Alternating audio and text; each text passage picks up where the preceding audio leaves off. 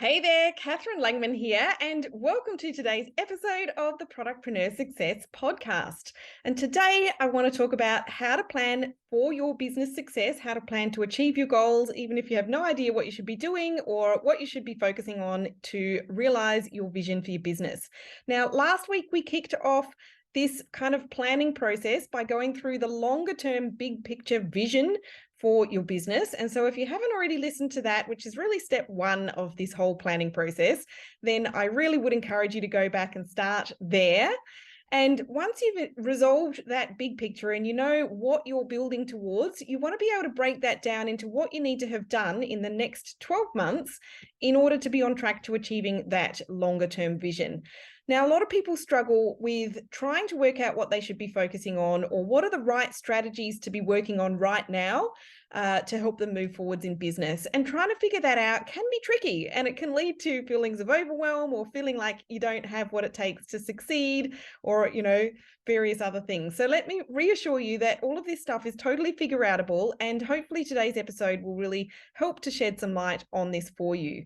But before we get started today, I want to let you know about something that I have that's extra special to accompany this episode, and that is my 2023 e-commerce marketing playbook, which is a free resource that I have just published in the last few weeks.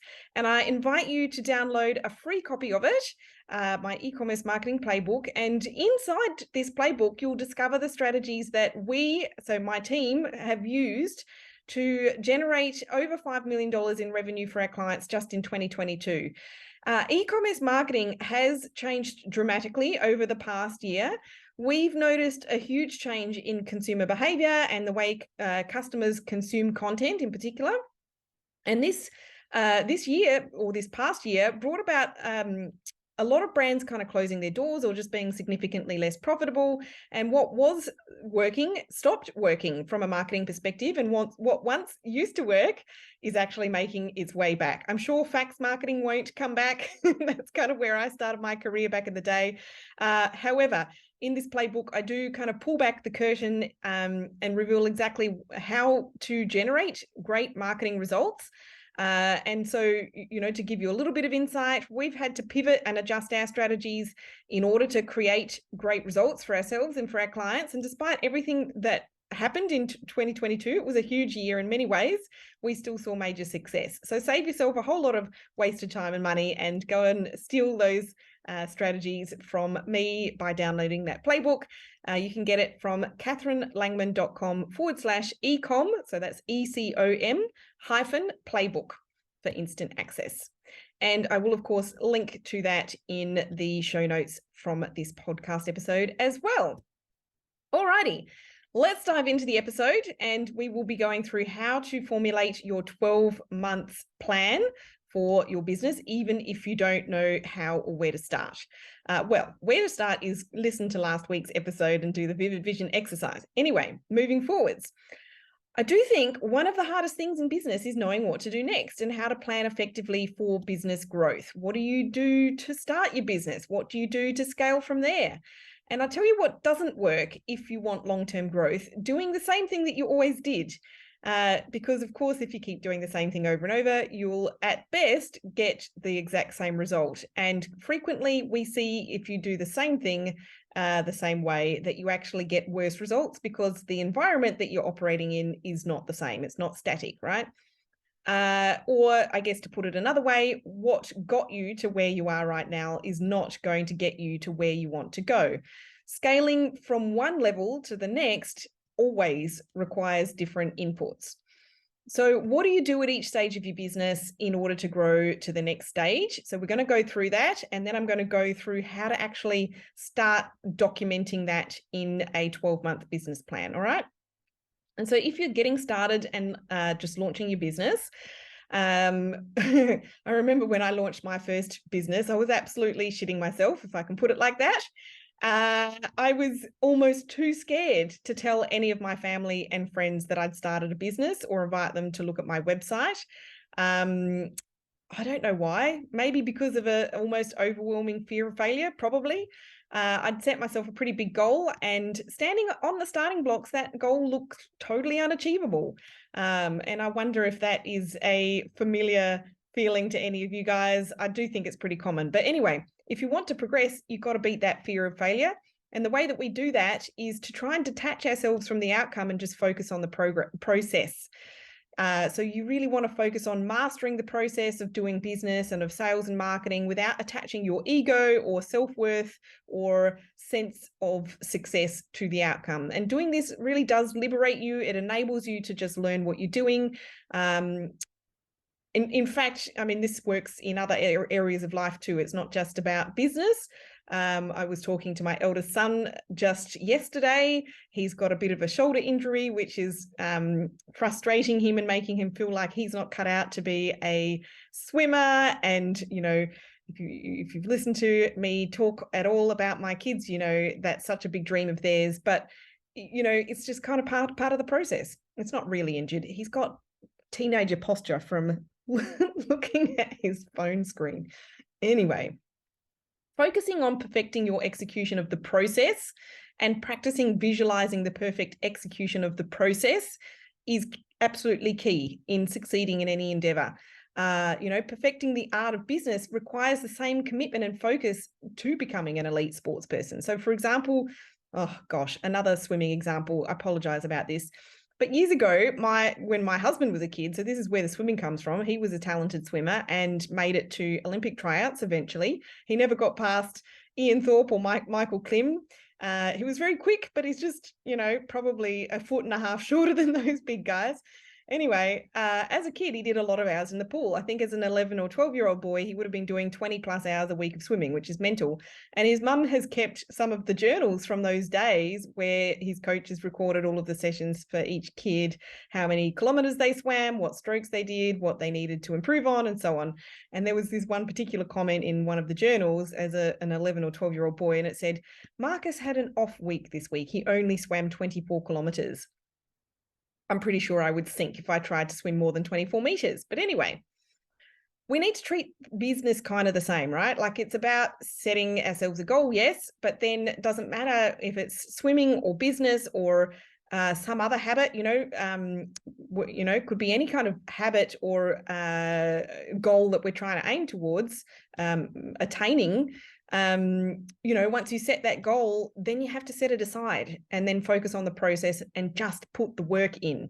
You know, what you must focus on in the earliest stage is testing sales and marketing strategies until you work out what works to convert your first customer, and then repeat and refine your process as you keep winning over your first few customers. Of course, you can shortcut that process of discovering what is going to convert by learning from somebody or working with somebody who has a lot more experience and insights into what's working right now. But that essentially is the process of where you need to start, right? The second stage is when you have a few customers, but you still have a long way to go to achieving your ultimate goals. And sometimes getting those first few sales and customers can be easy. Sometimes it's not easy, but sometimes it can happen quite quickly after launching, particularly if you have been working a little bit on visibility and audience building before you launch, right? Definitely for others who haven't got that audience to start with, it's, likely to be a bit more of a slow burn. But either way, getting those first few customers to buy from you feels really good, right? This is your proof of concept and evidence that people are willing to pay money for your product. But a handful of customers doesn't make a business, does it? So what do you do now when making some proper, consistent revenue still feels a little way off? So what you want to be doing is kind of a bit counterintuitive. It's like you need to stop thinking big and start thinking small. Obviously I've just spoken in the last episode about setting a really big vision and goal. And in this episode, we need to set our 12-month goals and all of this kind of stuff. But we'll get to that, don't worry. But, what you can't do is then repeat that big goal to yourself daily like some kind of mantra and expect to manifest that goal into existence. For an e-commerce brand, And for lots of startups, constantly focusing on big goals can be really overwhelming, and feeling overwhelmed can cause you to feel stuck in your business rather than allowing you to move forwards. So instead, what you need to do is just break down your big goals into small, manageable tasks that are easy to achieve, and ask yourself, literally, what can I do to make an extra, $500 each month or something like that? Or how can I move from getting 1 order a week to 1 order a day, and then 10 orders a day, and so on from there? Because when you improve a little bit every day, eventually really big lasting improvements happen. I'm fairly sure it's in the Japanese culture, they have a term for that, and I think it's Kaizen, probably pronouncing that wrongly, but it's that, iterative approach. And if you think about it, those incremental improvements, those 1% improvements every single day, if you can do that, ultimately you achieve, the compound interest on that, right? And so you achieve a lot more than if you try and keep chasing that magic bullet, or that overnight kind of shortcut to success. It just doesn't exist. The notion that you can just blow up your business overnight is just false. And probably it would be pretty awful too. Like, what you have in place from an infrastructure perspective as a startup, you can't operate $1 million a year business like that. So you have to have that iterative approach if you really want to have success. Once you kind of get through that phase, you're into the third stage, which is the growth phase. And so, you've passed the launch phase, your sales are now growing. You're still not quite there yet. But, so you might still have a little way to go to achieve your goals, but sales are growing. And, I guess at this point, they might not be super consistent, but you're definitely busier. And at this stage, you can often feel fairly frantic. 1 minute you're answering customer emails, the next minute you're packing orders, then you might be working on some social media content or an email newsletter, or various other things. And at this point, things can feel pretty reactive, with not a lot of time for forward planning. If you're feeling like that right now, please, please, please take it from me. It will be time well spent to actually take a breather, take a little bit of time out, take a few hours out of the doing and the busyness, and sit and plan. And, whilst you're really busy and sales are growing very nicely, you may also not be in a position to pay yourself consistently just yet. Please don't feel like you are a failure if that's where you're at right now. This is a common pathway and you just got to get through it. But before you burn out or start dropping the ball or on something really important, you do need to get some help. And so this may be hiring your first team member, or outsourcing something like order picking and packing, or hiring a VA, or working with a business coach, or getting some help in some way, shape, or form. Now, before you go and tell me that it's too hard to delegate anything that you do because other people just don't do things the way you want them done, and training them how to do it takes so long that it's quicker that if you just do it yourself. I know how this feels. It's a bit like trying to get your kids to make their own lunches or learn how to cook a meal. They make so much mess. It's really slapdash, and they complain so much that you can't bear it. The problem is, if you persist with this attitude, you end up being the bottleneck that strangles your business growth. You only have one brain, 2 hands, and 24 hours in a day. You really simply cannot do more than you can do. So when you need, before you reach capacity, really, you need help in order to do and achieve more. And I will say that I have a lot of clients who are at this stage. Often this is when people reach out to me and to my team. And there are 2 things that are really necessary that, that you want to do and complete before you do start to really go hard with hiring or outsourcing or building a team. Number 1 is to do a time-sucking monster exercise.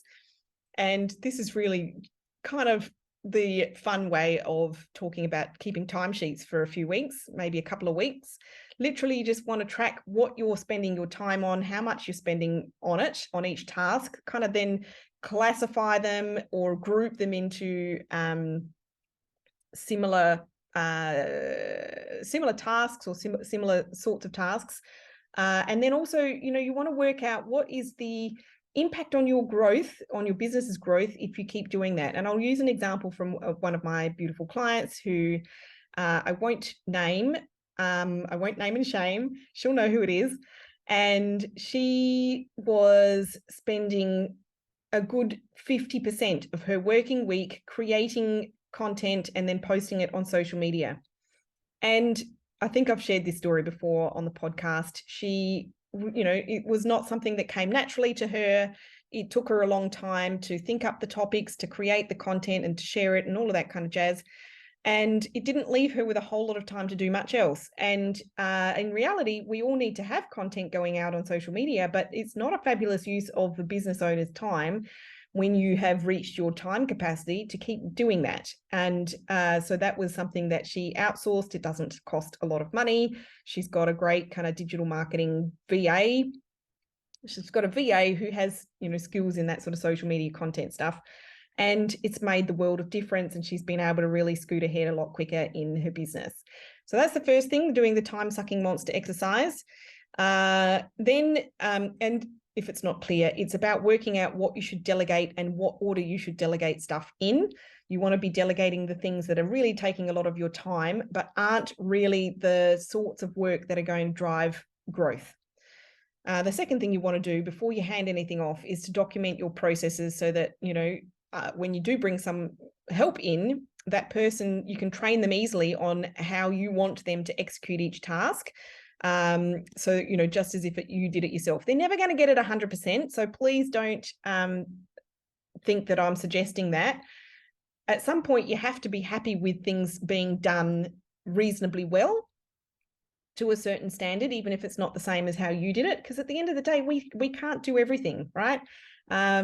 It's just not possible. So those are those two things. All right, once you get through that stage, it's going to be the fourth stage of growth, which is scaling your business. I like this part. So once you move through that growth phase and you have some help on your team or outsourced to facilitate your next leap forward, then it's really time to scale. It's time to gun it, right? And there are many different ways that you can scale a business. You only have to take a peek at Google or YouTube to realize there's a ton of advice about probably hundreds of different strategies that you can employ. Much of it's not actually relevant to e-commerce, in fact. But anyway, the temptation is strong to want to do everything. But let me guard you against this, because it is a recipe for disaster, or at least it's a recipe for being a whole lot less effective and profitable. So instead, pick 2 or 3 different marketing strategies and just focus on doing those really, really well. Ideally, ones that are going to complement each other so that the end result is more than the sum of the parts. I think that's the saying. And limit your focus to a few things that you can do that do work really well, and then really optimizing those until they produce exceptional and scalable results. So don't spread yourself too thin by attempting to execute lots and lots of different strategies. So you want to be the expert, not the generalist. And again, if you want to have some idea about what these strategies are for your marketing in particular, go and download that free marketing playbook. Fifth stage is prioritizing or optimizing for profit. So after that previous scaling stage, you may need a little help trying to figure out exactly what activities or strategies to focus on. I don't know about you, but my to-do list and my ideas list always seem a mile long. So you might want to make sure that you focus your time and money on the things that will get the most profitable results. And here's a simple method that you can use to kind of score each strategy so that you focus on the right things. And first of all, you want to work out the level of effort that it will be to execute the strategy. So for example, will it take you 2 weeks, or will it take you most of the year to get it done?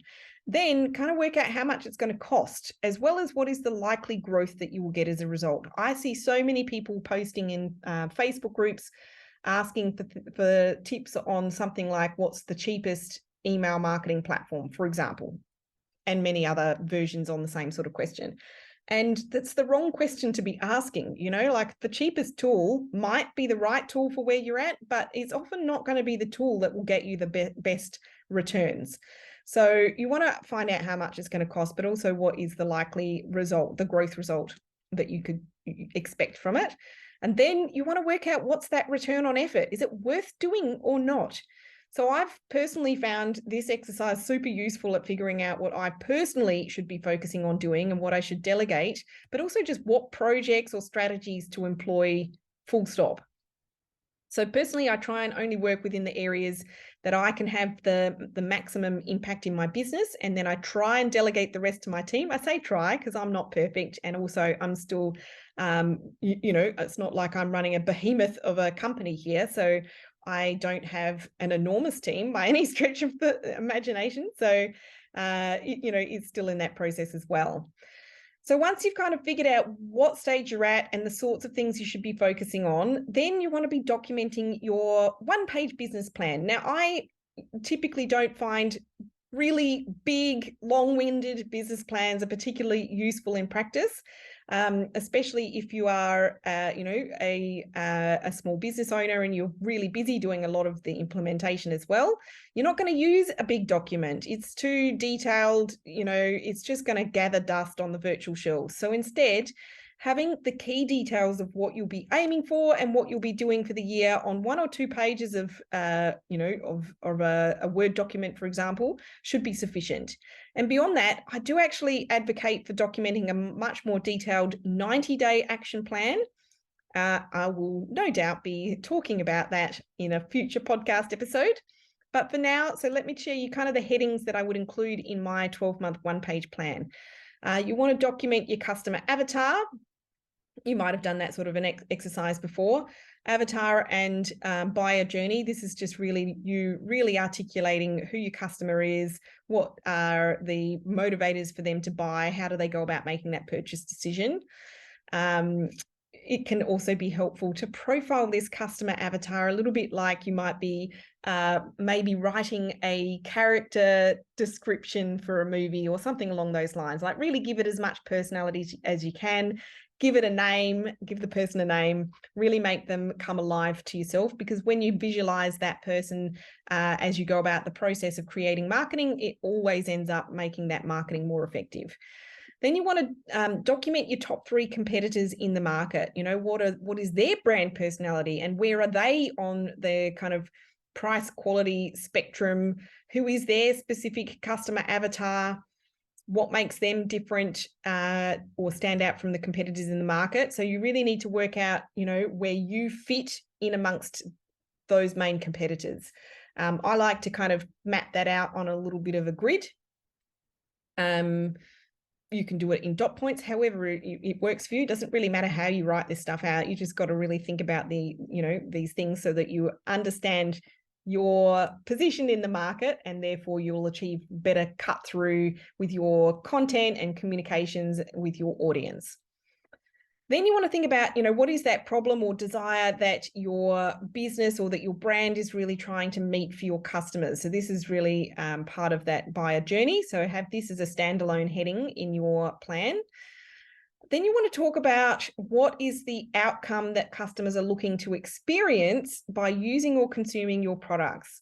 This is something that I think a lot of small business owners sort of don't really understand, but it's really important when you're trying to create effective marketing. Like, effective marketing is not about talking about the bits and bobs and the widgets and how something works.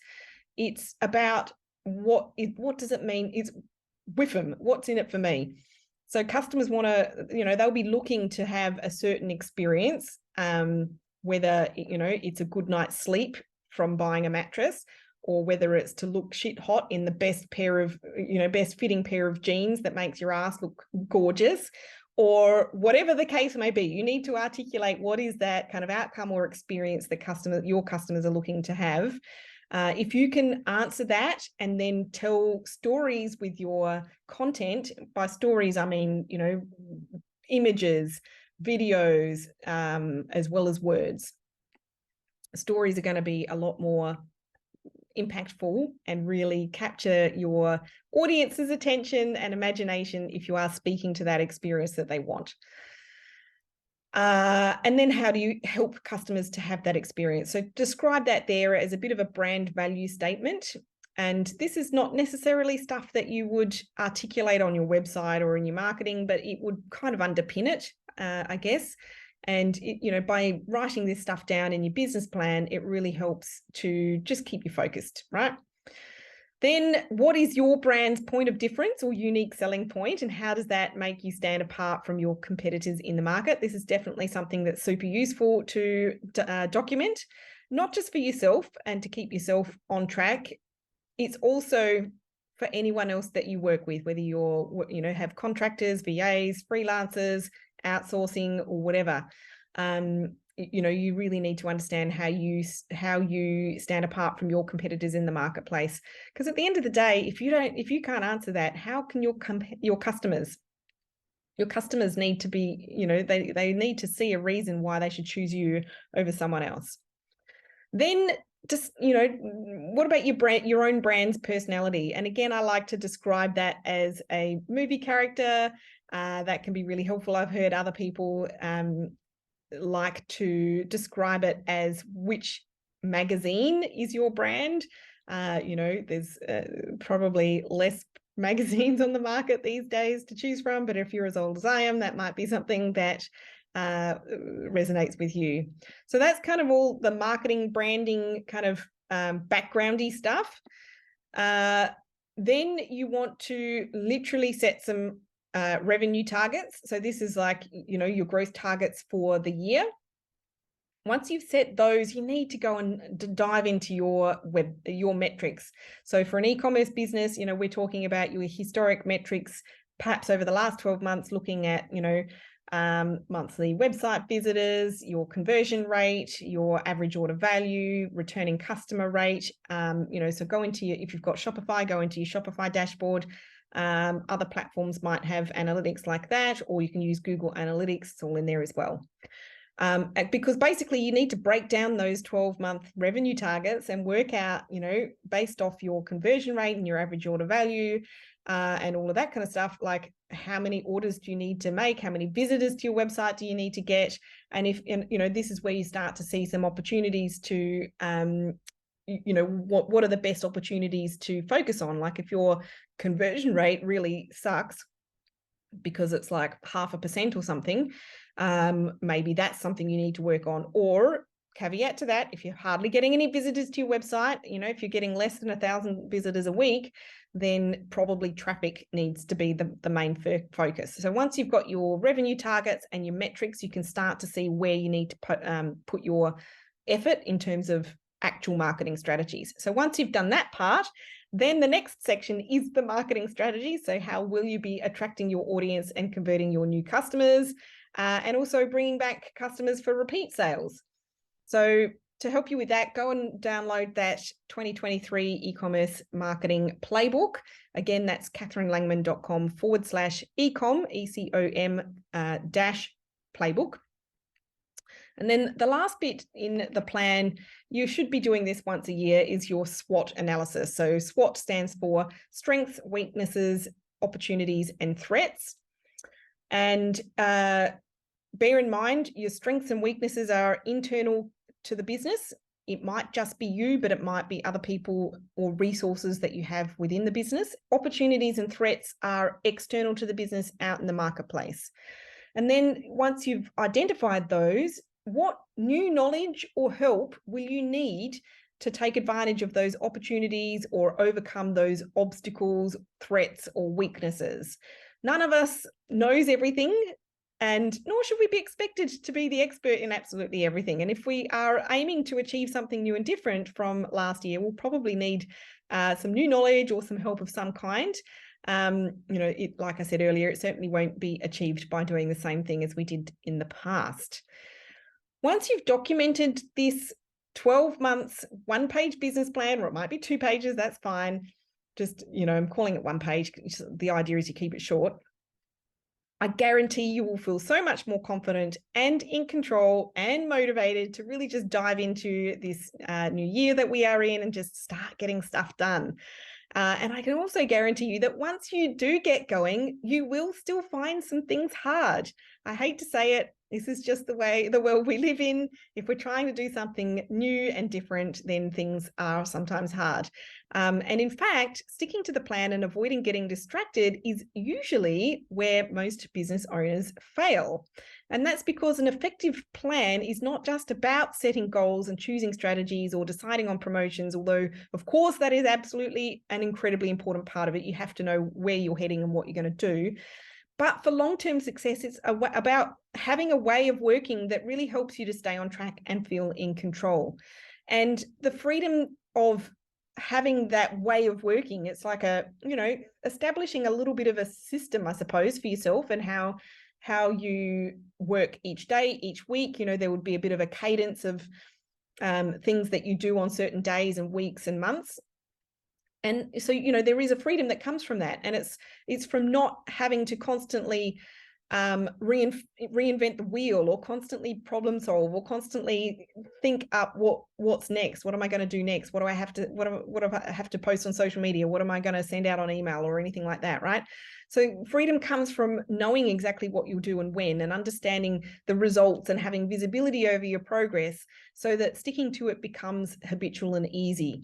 And so this is where having a tool like my planner book, which if you're watching the video version of this podcast, I'll show it on screen, can come in handy. This is specifically designed with e-commerce business owners in mind. I'm running out of space on my desk here. So there are 3 benefits that you'll get from having a book like this, a planner book.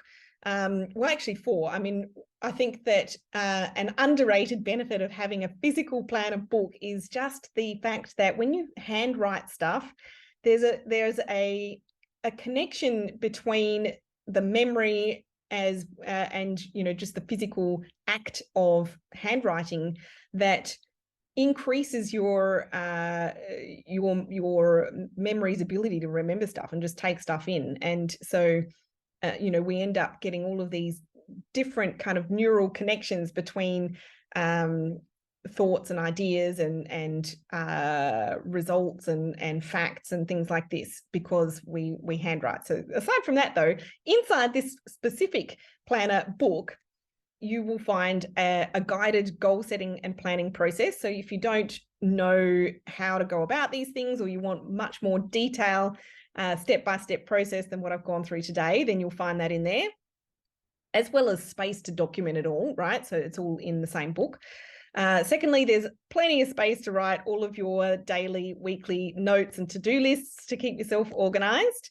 And thirdly, it also incorporates a guided review and tracking process weekly, monthly, quarterly, and annually to help you really stay on top of your results as you grow and progress, and also to help you stay accountable to your plans. Because at the end of the day, we're setting goals and we're documenting this 12-month plan, and then the next step would be a more detailed 90-day plan. But that's all well and good, but who knows what's going to happen in 6 months, right? So we need to be documenting our results as we go, and really having a way of working that helps us to understand how we're tracking and identify if we need to change tack at any point. Or there might be a new opportunity that comes up, or something happens in the marketplace that means you need to pivot. So this is why it's so incredibly important to have this kind of systemized way of working. It makes it kind of a habit. It takes a lot of that thinking out of it, and it just makes it a lot more streamlined way of working, so that it's less stressful at the end of the day. And right now, during the month of January, you can get all of that for just $59, and you get free shipping, and that's anywhere in the world, actually. So Australia-wide, it'll be express post.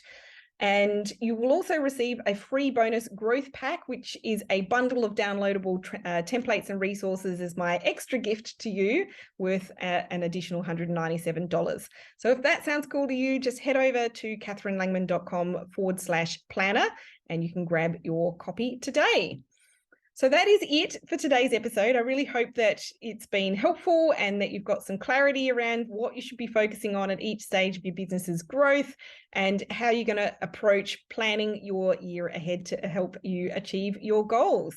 So that's it from me today, and I look forward to being with you on the show again next week. Bye for now.